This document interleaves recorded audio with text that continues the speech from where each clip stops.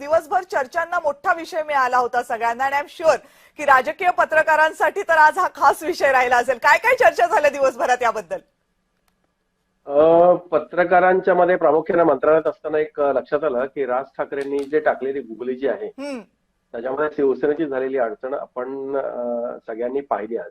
हम्म, दिवसभरामध्ये त्यांच्या नेत्यांच्या सातत्याने होत असलेल्या भेटी, सातत्याने येत असलेली वक्तव्य पाहिल्यानंतर त्यांना काय बोलावं, काय सांगावं हे सुचतच नव्हतं, अशी परिस्थिती होती.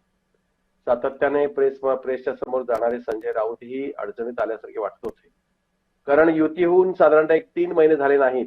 त्याच्यानंतर झालेल्या 2 निवडणुका असतील, प्रामुख्याने मुंबई महानगरपालिकेसह इतर स्थानिक स्वराज्य संस्थांच्या निवडणुका असतील, हम्म, त्याच्यामध्ये 2 ठाकरे बंधू एकत्र आले आणि अचानक बाळासाहेब ठाकरेंची लवचिक भूमिका राज ठाकरेंनी व्यक्त केली आणि त्याच्यामुळे ही लवचिक भूमिका म्हणजे काय असा साधारण प्रश्न. कारण आतापर्यंत ताणून घेण्याची भूमिका उद्धव ठाकरेंनी आणि शिवसेनेनी घेतली आणि यामुळे एकनाथ शिंदेपासून बाहेर पडलेले जे जे कोणी होते त्यांच्याविषयी प्रचंड आग पाकड शिवसेनेने यापूर्वी केली आणि त्यांच्या त्या स्वभावाचा आणि त्यांचा एकूणच रणनीतीचा भाग शिवसेनेचा असू शकतो.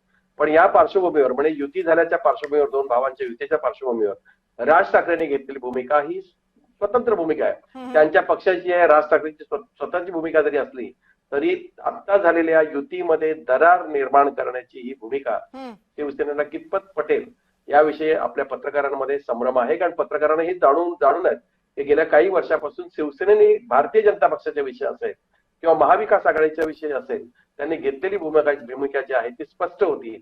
या स्पष्ट भूमिकेमध्ये जर राज ठाकरेंनी अशा पद्धतीने जर खड्यात टाकला तर शिवसेनेची राजकीय स्थिती आगामी काय असेल याविषयी शंका आमच्या पत्रकारांमध्ये पडली.